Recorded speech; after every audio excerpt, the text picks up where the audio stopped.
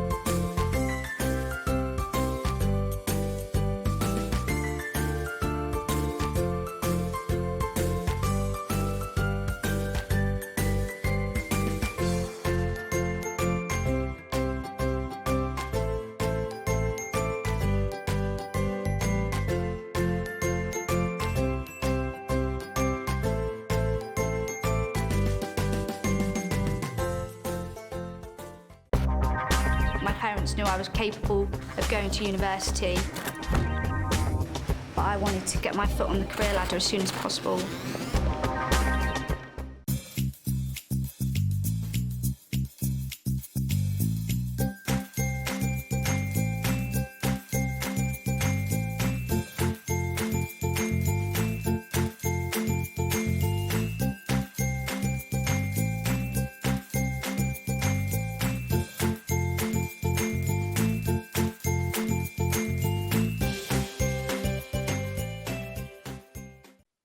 Good afternoon and welcome to this roundtable. We're talking about apprenticeships this afternoon, not least because it is, of course, National Apprenticeships Week 2021. We're in the second day of NOR, as you may like to call it, and I'm delighted to be joined by some excellent panelists, as it were, on this virtual roundtable.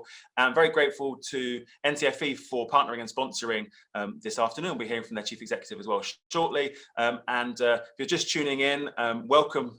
This is an FE Week in partnership with NCFE Roundtable to talk about apprenticeships. And we thought that it would be really interesting to talk about apprenticeships in the context of course, the white paper, the long-awaited FE white paper. I say long-awaited because we were promised it last year, but it wasn't that late really, was it? What's a few weeks or a couple of months between friends, and it was published last month.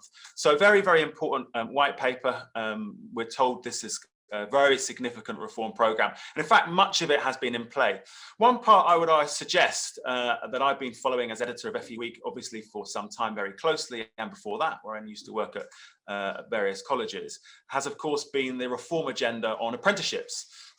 That's arguably the part of the further education system which has been under substantial reform for the longest and ongoing in many ways. Some of you may recall back in 2015 we had the Richard Review around funding and employer ownership. We had a Holt review around small employers. I'm sure we'll be talking a little bit about small employers shortly and where that's heading now 6 years later. And after those reviews, we had a complete overhaul of the funding system. We now have levy funding.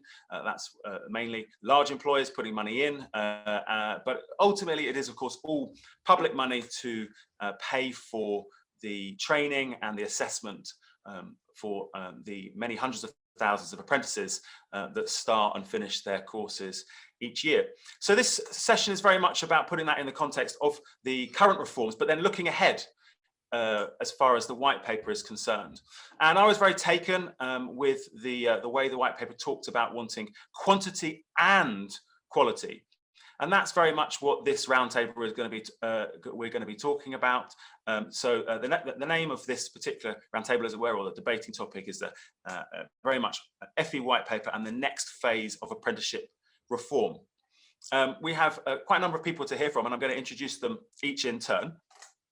And they're going to just give us their take from their position, either at an awarding organisation or at a government agency or at an apprenticeship provider, that being a training provider or a college and so forth. And as well, very much talking about quality, interested to hear from the inspectorate, we'll be hearing from as well. So really have got a very wide range of experiences and standpoints to hear from, focusing, as I say, on the reforms now, but really very much looking ahead to getting that both quantity and quality.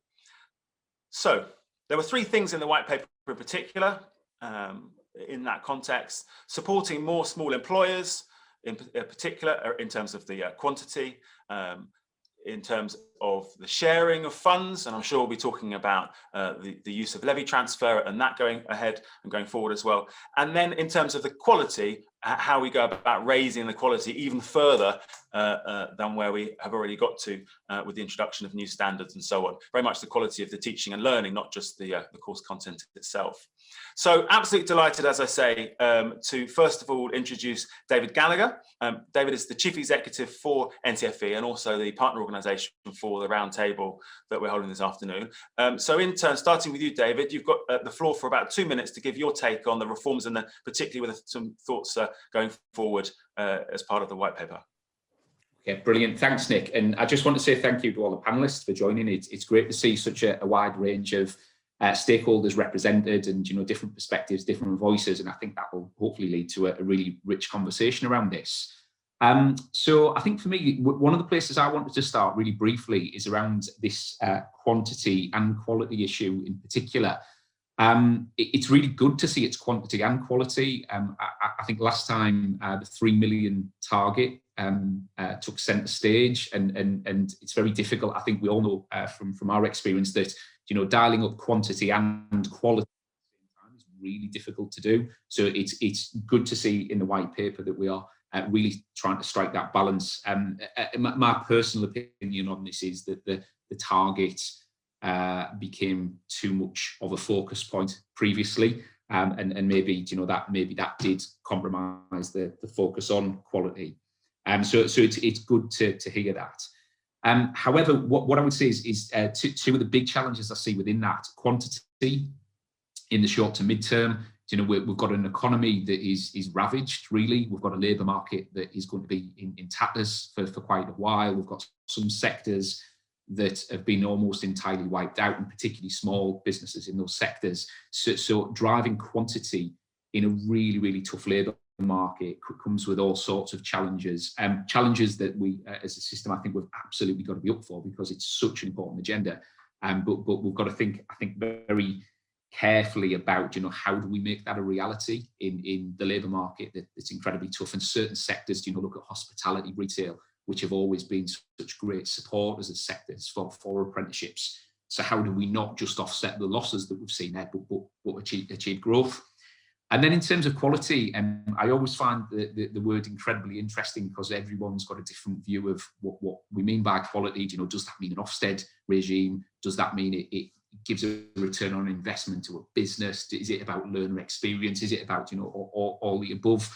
And I think it's really important that we have got some quite precise definitions around what we mean by raising quality in the system.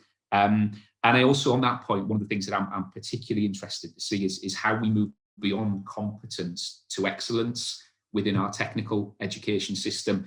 And excellence in teaching and in learning and in outcomes is available to everybody. So excellence and equity within this broader quality bracket, I think is really important. Just a couple of other little points I wanted to make, that there's obviously not a huge amount of detail in the white paper, and the devil is always in the detail. And I think we all now know that there is going to be further builds on this white paper down the track, maybe when we've got the 3-year comprehensive spending review, so we've got the settlement to support some broader changes. I'm really keen to see that some very positive things in the system, as far as I can see it. So things like endpoint assessment, being that very high bar of quality at the end, is sustained. Maybe that there's opportunities to make it more efficient, but how can EPA be that sort of day-to-day acid test of the quality of the teaching and learning that's taken place? But how can we also move that beyond, it being a transaction that conveys the outcome of the apprenticeship journey into something that's much more insightful, to inform what's working in terms of teaching and learning, what's not working, and how do we go about improving that? There's a rich seam of data there that we are not yet tapping effectively to improve the system as a whole. I'm really hopeful with the Institute's oversight and the regulatory changes around that. We can make the most of that, because I think we've really started to develop a stronger insight into how that works. And then the other thing down the track that I'm interested to see how this will work is any possible future flexibilities within the levy and more broadly. We saw off the back of apprenticeship reform, I think, if we're honest, what ultimately turned out to be sign-ups to apprenticeship programs that weren't necessarily the best fit for the learner, weren't necessarily the best fit for the employer. And I'm sure in the vast majority in instances that was well intended, but just the new levy, new standards, employers not fully understanding, providers trying to do the right thing, but not necessarily, getting always the right learner on the program. How could flexibility support a wider range of provision down the track? High technical qualifications, for example, could be a great fit. So things I'm really keen to see in future. Okay, David, thank you. That's really interesting. I was quite taken by a number of points there, particularly around definitions of quality. Obviously, we have Ofsted now taking on all levels, including level 5, 6, and 7, not 8. I think we'll come on to Jennifer in a moment. I'm not sure there'll be any 8s, but certainly at all levels. And then on the assessment side, we have Ofqual taking over for all of the external quality assurance. So quite significant reforms on the reforms already. And arguably, after the initial sort of implementation of the reforms, the Institute was created. Jennifer Coupland is, of course, the Chief Executive now for the Institute for Apprenticeships and Technical Education, took on the responsibility, in a sense, as regulator for the assessment side, as well as quite a bit of oversight on, well, a bit of everything really, I think, Jennifer, it's fair to say. Over to you. You've got 2 minutes, if that's all right, just to give your initial thoughts and on the reforms now and going forward. Oh, thanks, Nick. So a few things from me, I think, building on Dave's comments earlier. I think from the Institute's perspective, we're absolutely delighted with the white paper and the contents of the white paper. We were delighted for a few reasons. The first, I think, was that it really bakes in the kind of core of the reforms to the apprenticeship programme that we started back in 2012. So the notion that if you want really high quality skills training, you need to have employers setting the standards for what that skills training needs to look like. And, you know, when a white paper comes along, there's always a chance that these things can get reformed. But actually that was extended into the realms of the technical education space and making those employer-led standards underpin the whole of the system, which I think is going to be a really powerful step. I think it's also baked in the idea that you know, the levy is the right way to fund the apprenticeships programme, and you know, putting employers in the driving seat of directing their money where they want it to go really makes a difference to quality. So I think that's really important. Obviously, also secures the kind of design of the apprenticeship system with the standards and the endpoint assessment side.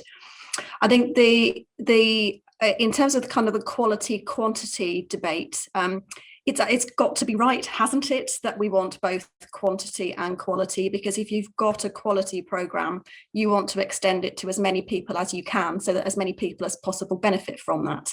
But Dave's right, you know, we are in challenging times at the moment with the sort of COVID pandemic and the effects that that's having on the economy, and it remains to be seen how quickly we're able to kind of come out of that and the extent of the impact on different sectors. So I'm not in favour of kind of targetry. We've touched on the 3 million targets. I think I advised against that at the time, and I've been on the record saying that I advised against that at the time, because when targets get put down, it's always a sort of question of hitting the target and sort of missing the point really of what you're doing, and it just drives potentially quite negative behaviours. But I think where the white paper is quite helpful is that it sets apprenticeships in that sort of broader context of the wider skills offer. So recognising that one of the really important quality aspects of the apprenticeship is it's got to be a job at its heart with training attached to it. You're never going to get as many of those things as you want, so you need to have some other offers in there as well. And so looking at the reforms to higher technical qualifications, trying to extend higher technical training to a wider group of adults, looking at the reforms to traineeships and how that fits, thinking about sort of level 3 technical qualifications and below, you can see how there's an opportunity here, I think, to start to build a really, really coherent system where people can kind of move and progress through it depending on where they're at different points in their kind of career journey. Excellent. Thank you, Jennifer. Really interesting to hear your take on that from your side. And as you alluded to there, formerly civil servant within the Department for Education, very much at the heart then of developing these reforms, and now being the chief executive of the Institute. There's a good consistency there of leadership at the top, which we don't often have in further education. Often ministers and leaders in our sector move around quite a bit. So it's great to have you seeing that through alongside the technical education reforms. And as you say, hoping we get quality and quantity. Jeff, you have a lot of staff, so you've got the quantity. I'm sure you've also got the quality. You are, of course, Jeff Uden, the head of talent and learning development for Iceland Group, a very large employer. I'm hopeful that COVID won't be too long a lasting impact, but I'm sure it's something relevant at the moment with regard to your own learning development strategies. I wonder if we can give you 2 minutes now for your take on the reforms and looking forward. Yeah, absolutely. Thank you very much for the invite, first of all. I do appreciate it, and I'm sure we'll all get a lot out of today's session. But yeah, certainly in terms of staffing levels, so we're currently up over 32,000 individuals that we've got, and a lot of that has been boosted massively because of the COVID situation. So we've had a substantial increase in our staffing over the past year in order to deal with that. From an apprenticeship point of view, We have just over 750 apprentices now within the business that are at a variety of levels, coming through from level 2, 3 and 4, and then also with our home delivery drivers as well. And our apprenticeships are predominantly based within our stores. And I think that's where there's a few key points for me that I'd want to bring out from that white paper. I absolutely agree with the fact around the employers must be able to influence the subject matter to make it completely relevant with what's actually out there at the moment. And, you know, certainly some of our challenges that we're finding within the endorsements and within the sign-off processes are not everything is completely relevant for us, and we need to make sure that we're able to identify what we need the individuals to be doing and then giving that training. So, you know, Jennifer, when you said just now, that phrase absolutely hit the nail on the head. It's a job at heart with training attached, and that's the way in which it has to be approached. I think the second thing for me is around the 20% off the job training. And that needs to be tailored to the business. It needs to be made more appealing, and it needs to be less bureaucratic and less like school. You know, a lot of people feel as though they are stepping back, and there are some positions, there are some industries out there where actually that off the job training in that way is very suited. But when you're very hands-on, when you're very action orientated in terms of retail in particular, that doesn't always suit. And I suppose that then takes me on to the third point around the EPAs. For me, they've got to fundamentally change and be more representative of actually that role or the training that's actually been received. So, you know, for us, we're always fascinated by the way in which the endpoint assessment is done for retail, because actually, in our view, it bears very little resemblance to what we expect our people to do. And an interesting point for us is that some of our highest performing apprentices, in terms of what they're delivering in the day-to-day job, aren't necessarily our highest performing apprentices in terms of the endpoint assessment. And I think where you've got an imbalance in that way, it must say that something needs looking at or something needs addressing. Okay, thank you, Jeff. You've sort of laid down some challenges there, and perhaps are useful in terms of kind of who's it for in some ways, in terms of is it for the employer and benefiting them, or to what extent for the individual and some of the wider benefits. And I think there's a tension, and has been for some time, around the employer ownership concept, or being in the driving seat, as Jennifer referred to it. Perhaps now's a good time to go to our I was going to say our chief inspector, but I don't want to promote you too quickly there, Paul. But you are our most senior inspector on the line. Paul Joyce, for many years as the director of further education and skills, as the inspectorate call us, FES. Really great to have you on the line. Obviously, quality extremely important. You've finally got your way. You will be inspecting universities and other providers offering those higher and degree based qualifications, and no doubt have a view as well yourself in sense of what's a definition of quality in terms of the learning experience. Paul, over to you for a couple of minutes. Thanks, Nick. Thanks for the invite and indeed the promotion. Good to be doing this during National Apprenticeship Week. So for me, like others, I was really pleased to see the white paper, and I think it's really important and sets out some ambitious plans for FE. I was particularly pleased to see the focus on quality rather than quantity, or as well as quantity, and obviously the emphasis to extend the programme to allow more employers and more apprentices to benefit is obviously the right sentiment.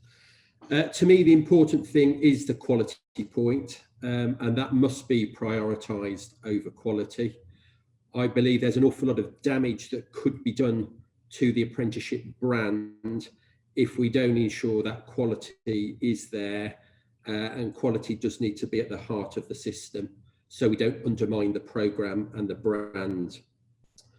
To that end, Nick, for me, employers and providers have their part to play. It's right that employers are at the heart of the system, but employers do need to work with educational professionals to design that assessment, to make sure that assessment is the right sort of thing, is doable. So absolutely employers at the heart, but I think that co-construction, as Jeff was talking about, is really, really key and really important. So I think we've all got a part to play. We need to make sure that the apprenticeship programme does deliver the future skills needs of employers, businesses and the economy.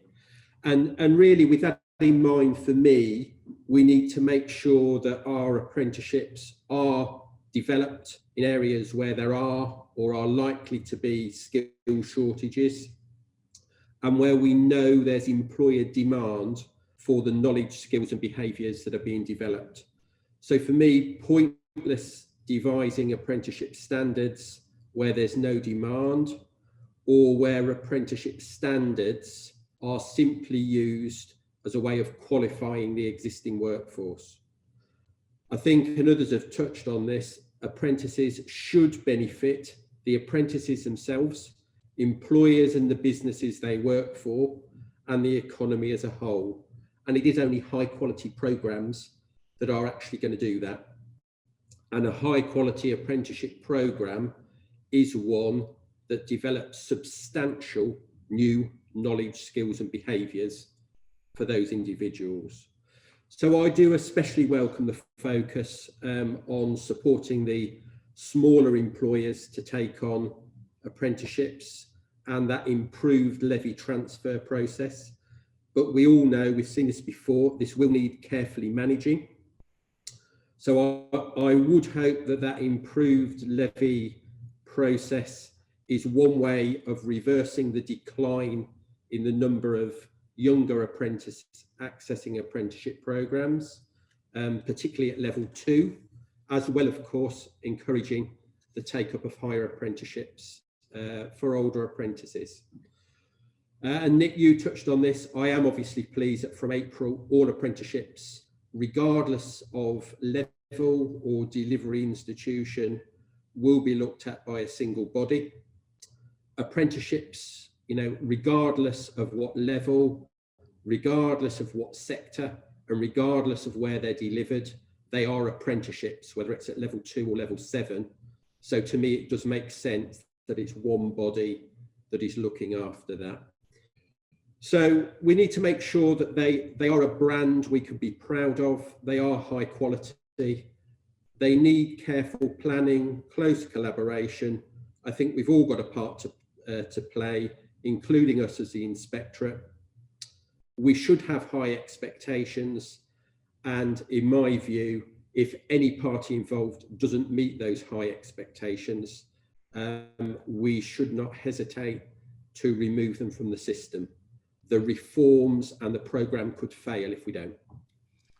Thank you, Paul. I think much of that chimes with what the white paper says. I mean, there's some uncomfortable things in there. On the one hand, the white paper basically says, oh, it's been apprenticeship reform has been a success, a huge success.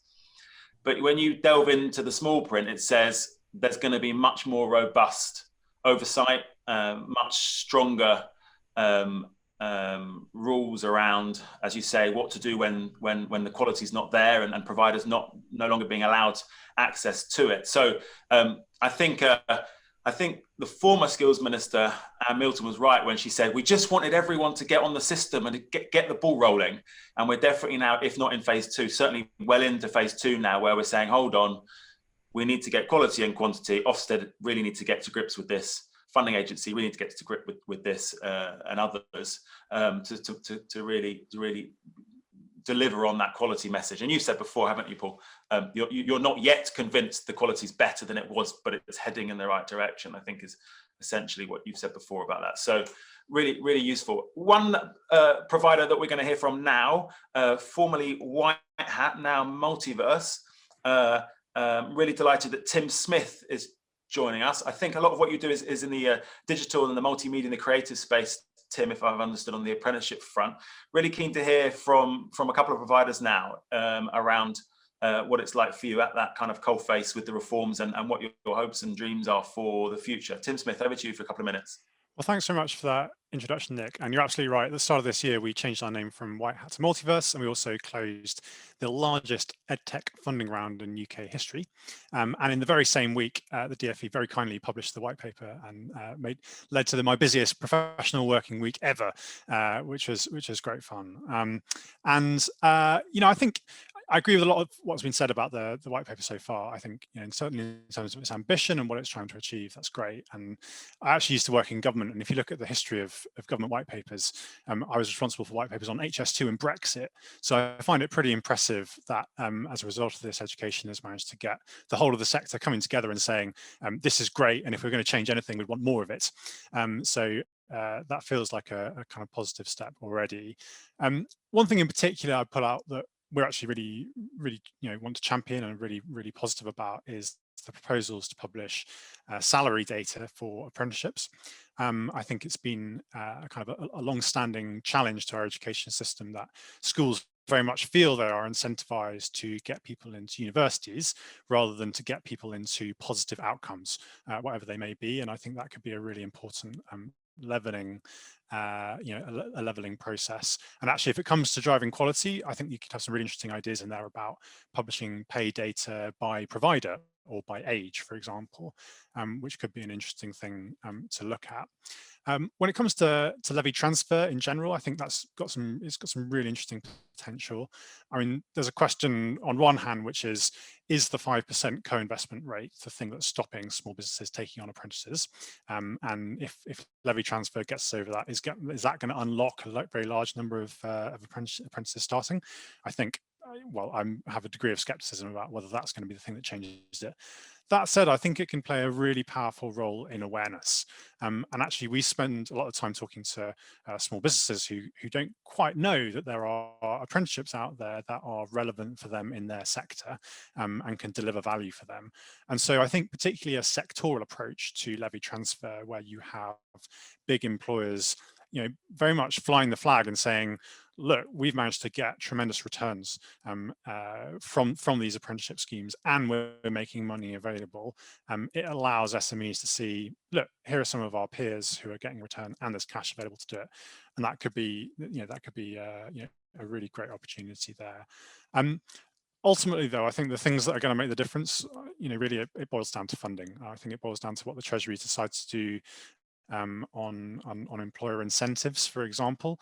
We know that the thing that makes a difference between a company choosing to launch a cohort of 3 rather than 5, or 5 rather than 10, or 10 rather than 50 boils down to the cost of salaries.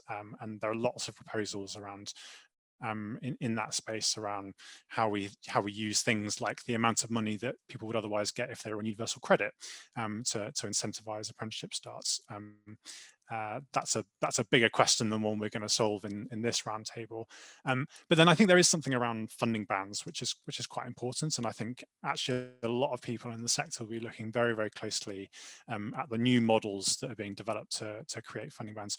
I think IFA have done some really interesting work, and the Institute done some really interesting work on kind of coming up with a more transparent model. I think we've got to look really carefully at the outcomes. And if we take a step back and think, what do we want apprenticeships to be for? I think there's a question about if the outcomes from these funding bands lead to reductions across the board, what kind of message does that send out for the sector and for the prioritization of apprenticeships? So I think alongside the white paper, I think that's something that's got to be looked at in a lot of detail in the year ahead.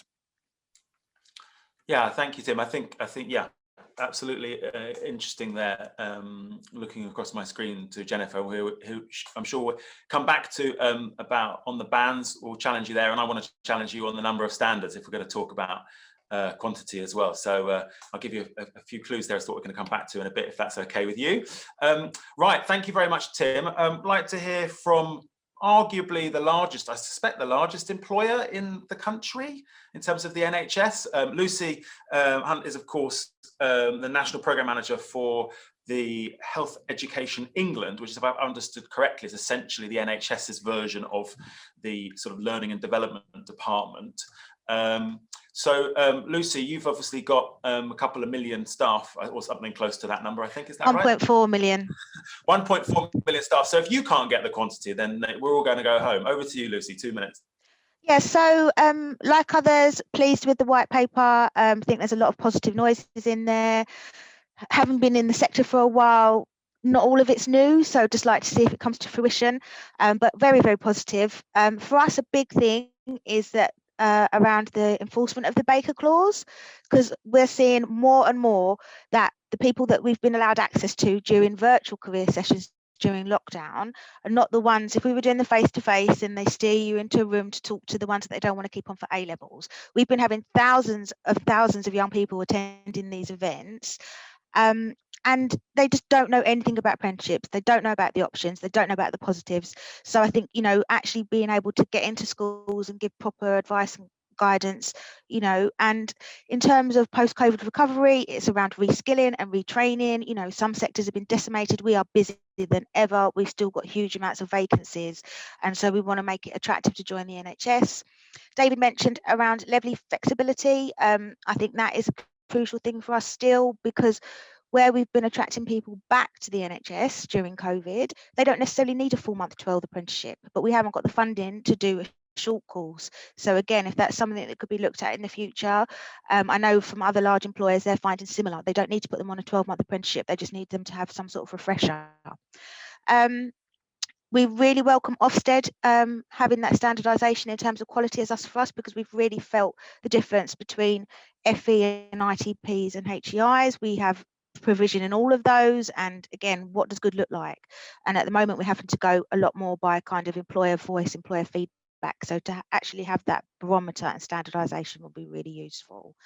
I think the other thing for us, again, talked about levy transfers. So HEE, we've facilitated over £3 million of levy transfers into our SMEs, because obviously 263 NHS trusts. Sorry, I haven't got a ghost. That is a commander crawling daughter on the floor, but I'll carry on. You know, we've got 5,000 SMEs in terms of pharmacists and GP practices, and you know, we need to be able to support them. I don't believe the 5% is the real barrier, because I think there's more just around understanding the complexities and how it's going to benefit them. You know, just for us registering for accounts and things like that, that was taking 3 to 6 months trying to get a GP practice onto the DAS system. So hopefully if the system is simplified, then that will encourage smaller employers as well. But I do think, you know, in terms of the future, we need to increase the quantity. We had 21,000 starts in 1920. We still need to achieve a lot more than that. So we need to be working with high quality providers. One thing I would say for NHS delivery, when we talk about FE, it's not just colleges. Independent training providers have a huge sector of our market, and I don't think they get the recognition they deserve sometimes. So yeah, on the whole, really, really positive, but just like to see how it's all going to come out in the wash. Thank you, Lucy. Yeah, really interested in the approach from the NHS. I'll come back to you in a bit later if that's okay. Just in terms of tackling in your own organisation any stigmas or not. We've talked to you and I before about that, in terms of encouraging your colleagues who perhaps would say in nursing traditionally more familiar maybe with the degree route of nursing and so on, and what it's been like to encourage your colleagues, because I think there's probably a big part. We'll perhaps come on and talk about that, about not just persuading young people to take up the option, but actually persuading the employers themselves that it is a valuable route for taking on not just graduates, but taking on other types of not just young people, but adults as well. But before we do that, really delighted to have Jo Mayer with us from Loughborough College. Clue is in the top right-hand corner of our screen.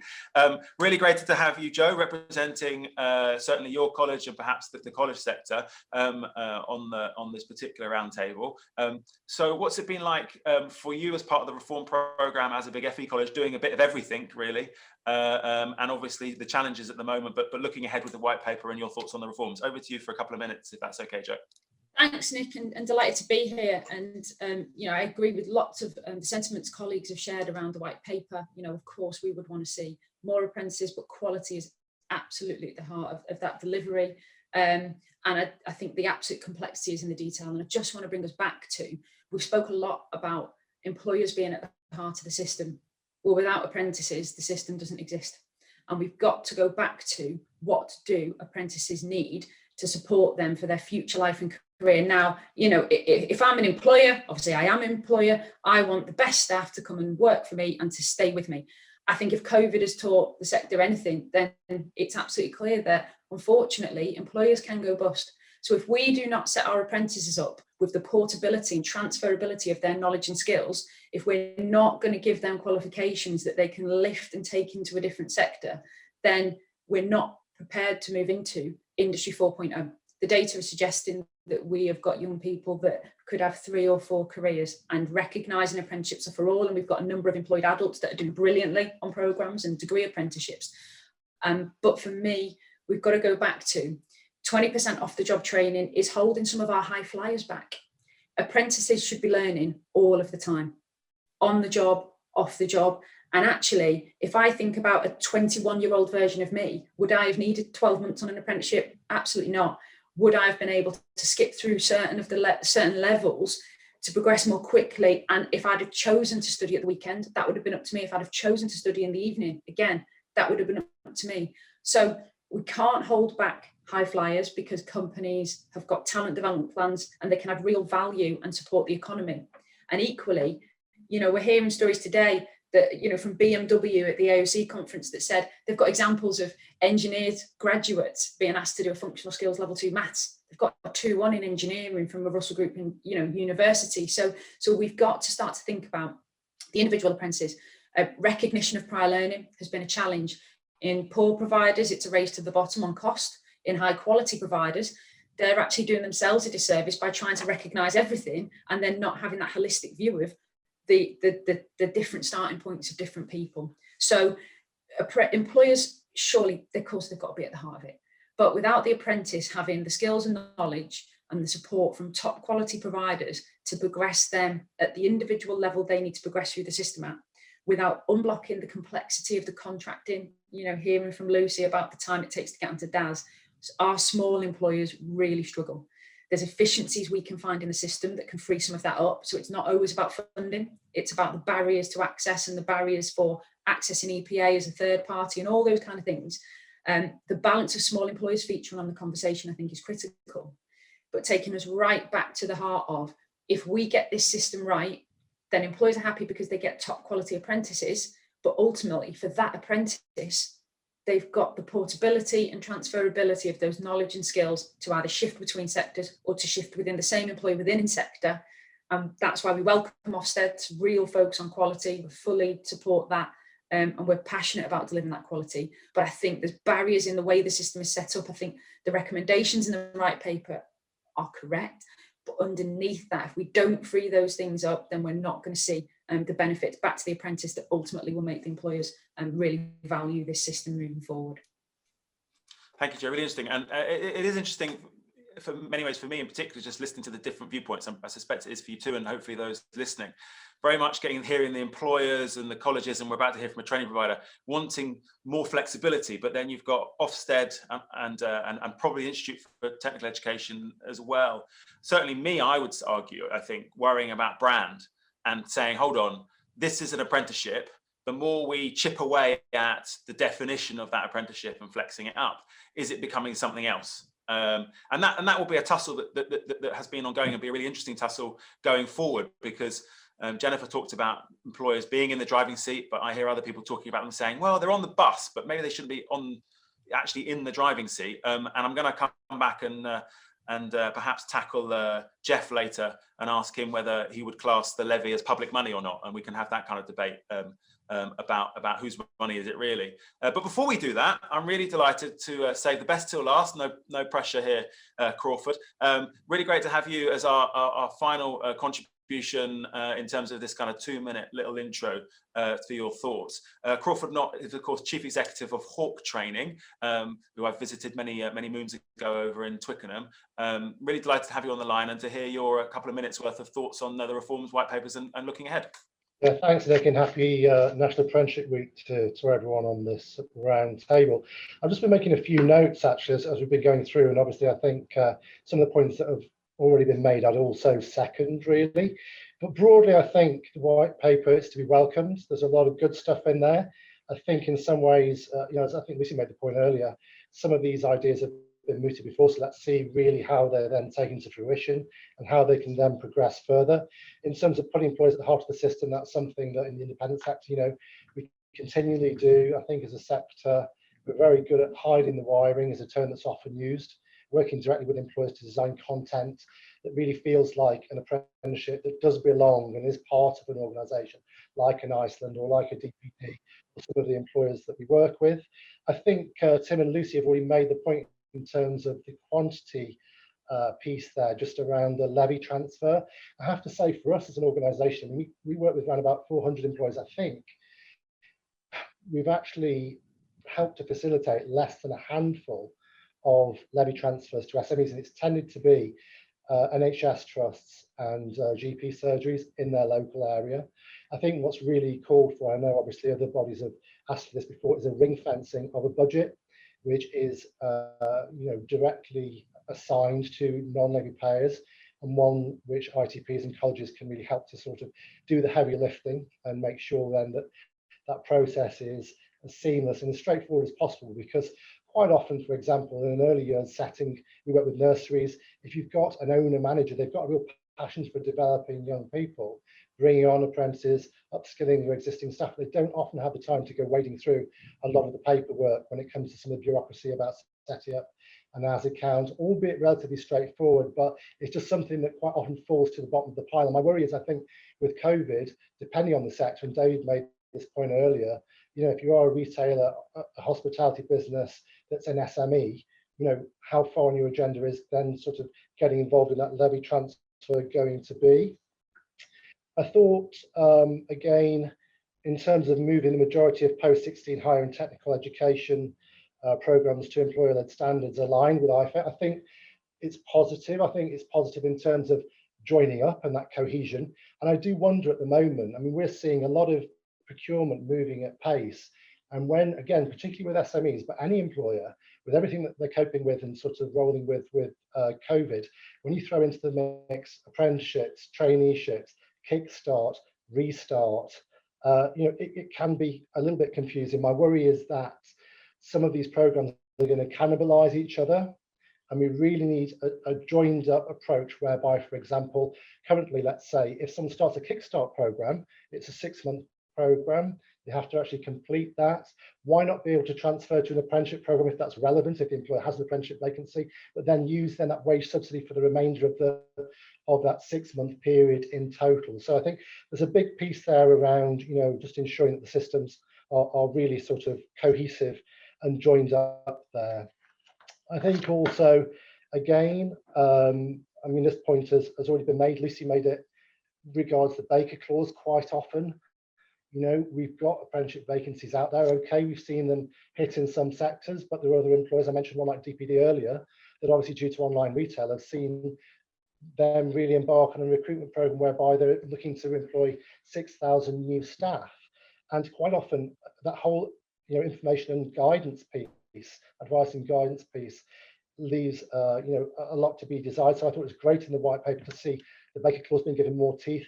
Good to move it down also from year 7 to a younger age as well, because the earlier on that we can get our young people sort of engaged with vocational pathways and technical pathways, the better. So I thought that was a really good move there. The reforming of funding and accountability, simplification, I thought was also good. And I thought it was also good to hear a focus on obviously subcontracting and so on. There's some good instances of subcontracting, but there's a lot of ITPs that do great work. But Nick, quite often you guys pick up on this, and rightfully so. There are also some horror stories there where providers have grown very big, very quick, through subcontracting, and that quality that we all want to see has suffered as well. So we actually really welcome the refresh of the register also of apprenticeship training providers. Previously we had almost 2,000, 1,250. I'd agree, I think, with the points that come out in the white paper that is too many if we do want a quality environment for apprenticeships and so on. I did also think the support for excellent teaching in FE was also to be welcomed. That strong relationship between employers and providers, industry experts being able to move into FE colleges, ITPs, helping to facilitate that exchange of knowledge and so on. I thought that was really good. And also that free package of professional development to really drive up, I think, the sort of professional development of those involved in sort of delivering the teaching and learning in the sector was to be applauded as well. Again, I think just around, I've already spoken about the levy. I would say broadly, the apprenticeship standards have helped to drive up quality in the sector. And I think definitely, and this has already been, I think the points have already been made, but I think we're all unanimous in welcoming the raising of quality of apprenticeships at all levels by making Ofsted lead inspection body, having them also giving that oversight. I think at apprenticeships at higher levels is to be welcomed. And I think we were talking about this before the recording started, but there are a heck of a lot of people out there that are currently looking at, okay, is it actually worth me doing a university degree, particularly with what's happened with COVID? It's reset, I think, a lot of people's thinking, and a lot of people may well be thinking, well, is it worth me then incurring, that debt where I'm essentially going to be studying online as well? So, I think that's also to be welcomed. But in short, I think, as I say, the white paper, yeah, I would welcome a lot of the recommendations to be made. The proof of the pudding is going to be in the eating, but I do feel it's an excellent opportunity for FE colleges and independent providers to play their part in the COVID recovery. Absolutely. Thank you, Crawford. That's fantastic. We haven't got too long, so I'm going to turn to a few of you for some further, fairly, hopefully short and pithy responses to get as much in as we can in the time that we've got. I'm going to start with an area that was picked up by, I think, Jeff, and I mentioned I was going to talk about a little bit, which is about the standards themselves. I'm mindful that the people watching this will often be colleges and training providers, so this is very much talking to them, I suppose, and very important to them, because that's the course that they get to offer and deliver to drive up numbers and then go on and do their assessment. So let's just focus on the standards. There's a paragraph in the white paper here, paragraph 30. Which is very much about, and it says, we will work with the, not me, DFE government will work with the Institute, that's the Institute for I believe, they're referring to Institute for Apprenticeships and Technical Education, to identify and prioritise the development and the delivery of standards that will have the greatest positive impact for employers and apprentices. We will do this by focusing on those that have the highest levels of employer demand or meet skills shortages, acknowledging that these may have evolved due to the coronavirus pandemic. And there has been some concern and some criticism of the Institute in previous years that it was kind of a first come, first served development policy rather than going for the big numbers that employers really wanted. And we're now up to, I think, over 600 standards. Going forward, Jennifer, the Chief Executive for the Institute now, what's the big plan going forward with standards we've got and any ones that we might develop and introduce? Oh, thanks, Nick. So when it comes to the sort of the number of standards within the apprenticeship programme, I don't really think that there is a kind of a right number. When you look at the size of the economy, the vast array of different occupations that are out there, there's more than 1,000 different occupations. We've got 600 apprenticeship standards now, and I'm not suggesting that every occupation in the economy is an appropriate thing for an apprenticeship standard, but it was just interesting hearing Jeff's comments and then sort of contrasting them with what Joe was saying about the sort of the design of the standard. If you wanted to create a standard that works individually for Iceland, you would have a very, very specific standard, and you probably would have 10,000 different standards within the programme. If you wanted to create a standard that works for the majority of employers, you're probably going to get 600 odd standards within the programme. If you wanted to have a programme where you're forefronting the needs of the apprentice, where you're looking at having a much broader based program with a lot more transferable skills, you probably have fewer again. So we're charting a course between that, and we come back every time to, is this a genuine occupation? Does it really require a year's worth of sustained training? Is there sufficient skills gain to warrant it being an apprenticeship? There's got to be some sort of quality floor. And as you rightly say, there are other sort of training options out there that people can pursue for shorter things, because an apprenticeship kind of needs to be a thing. So I think that's sort of where we're at. In terms of the government's ambitions for the future of standards, I think we've got plans within the Institute to really focus on working closely with our route panels. So they're the sort of sector leads, if you like, the employer leads for each of the sectors, to kind of get them into a position where they're really curating their routes, where they're thinking about all of the apprenticeships and the technical qualifications that exist within their sectors, and thinking about how they fit together, what's the right way of progression, have they got the standards that they need in the places that they need? Is there overlap, duplication? You know, is there some sensible kind of tidying up that should be done there? And people are kind of up for all of that. And we're also looking at the kind of emerging skills needs as well. So we've got, as you know, massive ambitions from the government around the kind of green economy, meeting the kind of climate change ambitions for 2030. There's a huge kind of skills demand that will happen as a result of all of that, in upskilling people to install ground source heat pumps or air source heat pumps and all of those sorts of things, where we need to kind of get on the front foot with those sorts of things to make sure we've got standards in place in time for when industry needs them to train apprentices to do those jobs. So it's an evolution again of the role of the Institute and our way of working, I think. Thank you. Yeah, absolutely. Evolution, revolution, depending on who you talk to. I wonder if we could pick up on the point about, so that was me kind of being a bit challenging and perhaps around the number of standards in the context of quantity being, you know, is it too many? Is it not enough? But in the context of not enough even, so to put it another way, just picking up on Paul's point about level 2, and concerns there about young people and about level 2. This is nothing new. We've heard that from the Chief Inspector in her annual reports over the last couple of years. And we continue to see a decline at both the level 2 as we've moved to standards, and for the younger apprentices, we've continued to see a decline even before the impact of the coronavirus. Lucy, I wonder if I could turn to you as the biggest employer in the land. What's the impact at level 2 for you with the reforms in particular? For us, level 2 is a really crucial entry point. Obviously, you know, there was a lot of contention over the removal of the business admin. We have been trying to make it work with a level 2 customer service if they're in a patient-facing role, but it has been challenging and it doesn't meet the needs of a lot of our employers. And for us, the level 2 is that first rung on the ladder, and social mobility and wider participation is really, really important, even more so for these generations that are going to be impacted post-corona in terms of their exams and things like that. You want to make sure that they've got every opportunity to get into a sector and to progress. Yeah, it's really interesting, and it's been very striking for me. Again, another National Apprenticeships week where I see, when I do see things coming out from the government, it's about promoting degree apprenticeships. It's about the Skills Minister reminding us for the 400th time that she was a degree apprentice. I do wonder whether we're doing enough as a sector to promote the core business of apprenticeships, I would perhaps suggest, which is young market entrants.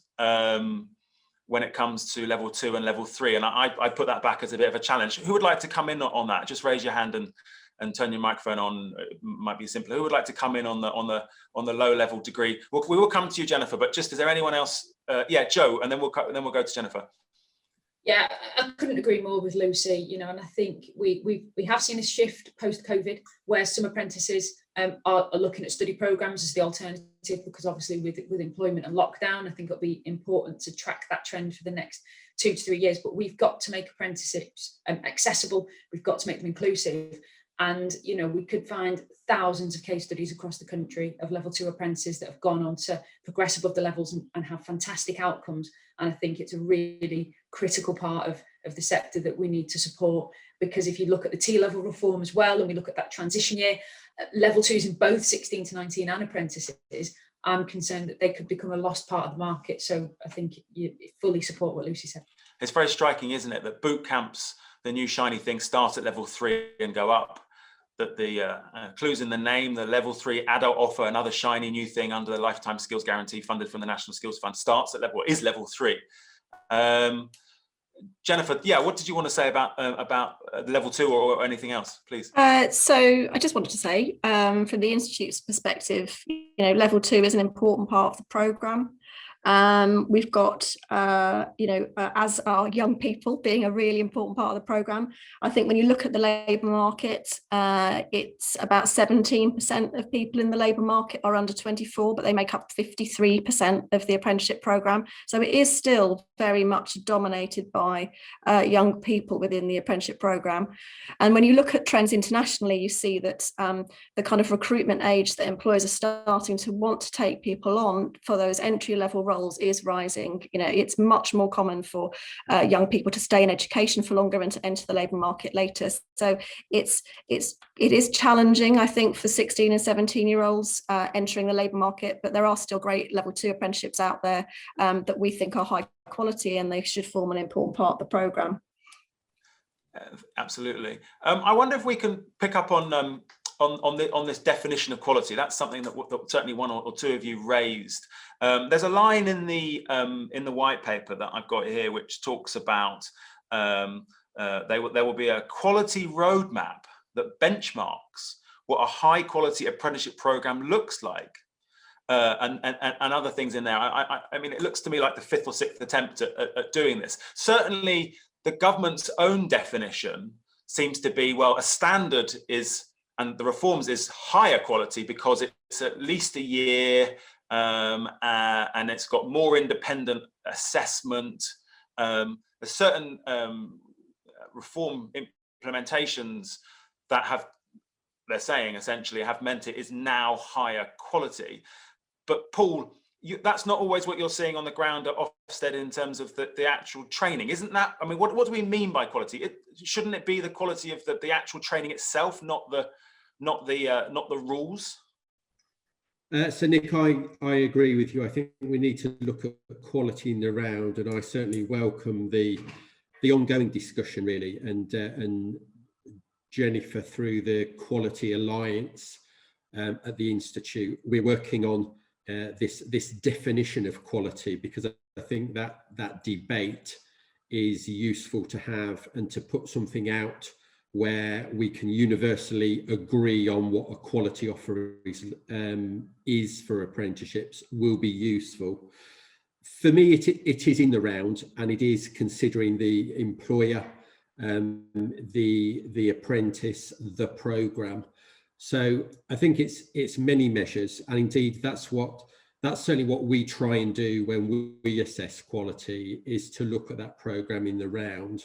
But Nick, you make a really good point, and I think it's unhelpful to separate, in terms of quality, training from assessment, for example, because if you solely focus quality as the outcome, or in this case, the end point assessment, that doesn't necessarily guarantee a good quality teaching and learning experience through the programme. So I think we need to have a look at quality from start to finish, but a better and wider understood definition of what we mean by quality at the various stages, I think would be useful. Yeah, and I just wonder whether, yes, David, you wanted to come in? Yeah, so just picking up on Paul's threads, actually, and playing back to when standards first came in and replaced frameworks, one of the unfortunate consequences in a lot of instances is taking the framework out, and the components of the framework, i.e. the qualifications and the learning outcomes, essentially just removed the scaffolding. So we then had programs that didn't have scaffolding from start to the end, and some great teachers, some great institutions were probably doing some great stuff, but with little means to really keep control of building the learning journey, because we just didn't have the scaffolding to do it. And I think in most instances that was well intended, but just didn't quite work. And to Paul's point, quality starts before a learner hits a program. So how do you help an employer and a learner and a stakeholder in a learner's life to make the best possible choice about learning? That's part of quality. How do you get them set up for success at the outset of a program through things like diagnostic assessments, developing learning plans? That's about quality. How do you deliver the on-program journey with formative assessments that gives you good control? You understand progress. You make sure that the learner's getting a great experience. That's quality. How endpoint assessment for me has always been the final module of an apprenticeship. It's not some separate thing. It's just the final module that happens to be light on teaching and learning and heavy on assessment. It should feel like a coherent journey whilst maintaining, the impartiality and objectivity. And even to the other end, about progression and, that learner moving on and, having a great job, a great career, more earnings, learner satisfaction, employer satisfaction. In aggregate, that's quality. We should look at the programme end to end holistically and reach beyond, these false sort of bookends of the programme, because it's much, much bigger than that. Yeah. And I'm delighted that Ofsted's got the full remit. I'm delighted that, Ofqual Institute are looking at endpoint assessment, but then how do we take that out further to look at, the advice up front, plus, the progression piece at the end, then look at it really holistically over the length of the programme and make sure that every interaction delivers the best possible experience and is most conducive to the best outcomes. Absolutely. One of the areas that, or perhaps for me, the area where there's the most tension between quantity and quality when it comes to policy is off the job and the requirement for a 20% minimum. I am a huge advocate of the off-the-job training. Not everyone clearly agrees with this, but I'm a massive advocate of that, because for me, it's what sets the apprenticeship aside from any other program. And for me, it is public money. I know I was going to come back to Jeff on whether we think it's employers' money or whether it's public money. I wonder if I can just pose for you as a final thought as we come to a close for this, for me, really interesting roundtable around this off the job. And the reason why I think it's so important is because the government have been using that to some extent as a measure of quality. It's a quality program because there's at least a fifth of your employment time in training, and we'll just assume the training is good quality for the purposes of this conversation. So, but you've obviously then got employers and training providers saying we need more flexibility. It shouldn't be at least a year. It shouldn't be, and the tension is there with the quantity, I'm told, because it's putting employers off. So on the one hand, it's there to ensure for the public money that there's going to be, substantial training. On the other hand, I hear it's putting employers off because it's impractical and often not needed, and certainly not needed for an entire year, perhaps, particularly in certain sectors like retail, particularly at certain levels, perhaps level 2 and 3. I'm seeing Jeff nodding his head. So just a final word, and in sort of 30 seconds, if you can, on off the job, for it, against it, going forward, what do you want to see? As briefly as it is possible to do. We'll start with you, Jeff, as the big employer in the retail space. I think for me, what we need to do is we need to very clearly reframe the off-the-job training. Overall, I am for it. I think we need to understand what that actually looks like, but we need to take into account the amount of off-the-job training that could, say, for example, happen with a retailer level 2 apprenticeship. There's not a great deal that's on there, and how much of the productivity is built into the off-the-job training as well as the actual training itself, because there's only a careful, Jeff. Jennifer's making notes to draw a line through the level 2 in retail right at the moment. Be careful what you say.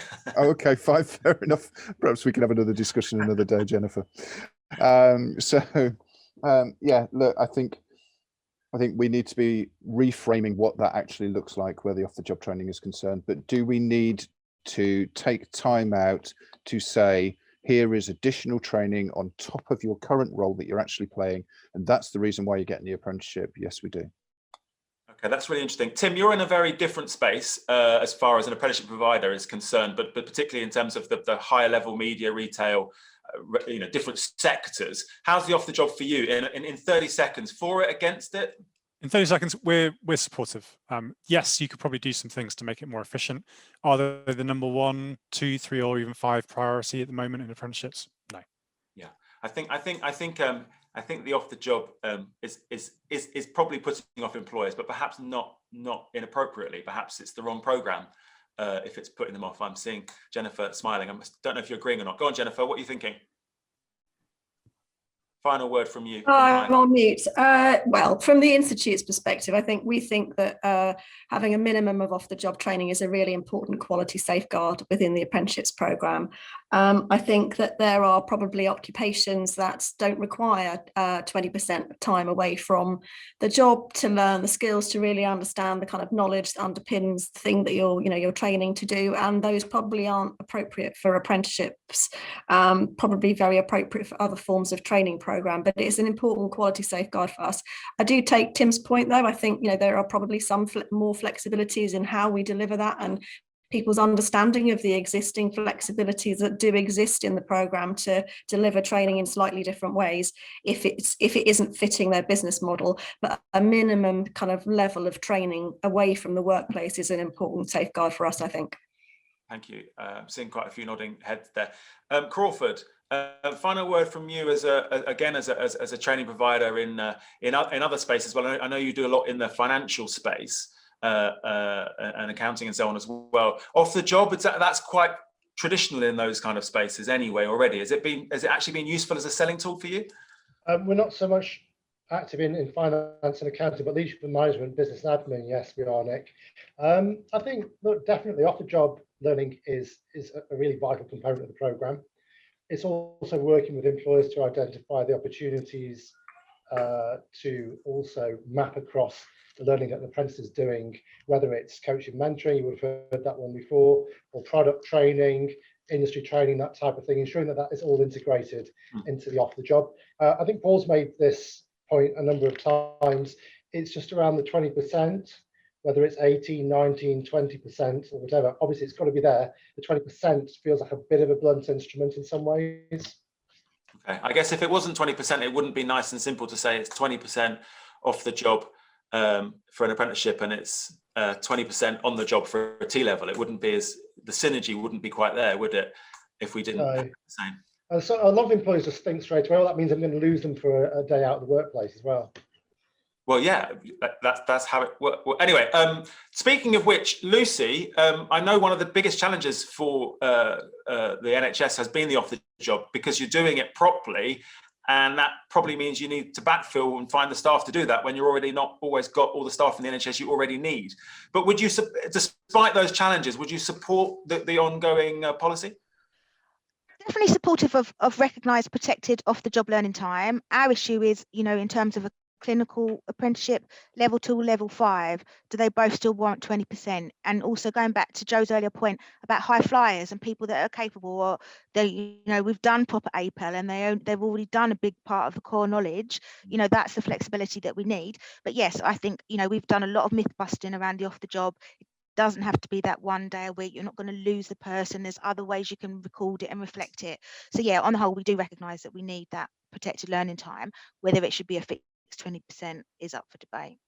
Yeah, there's a paragraph in the white paper, in fact, about prior learning, which made me think that people hadn't been paying attention, because it has been a funding rule since forever.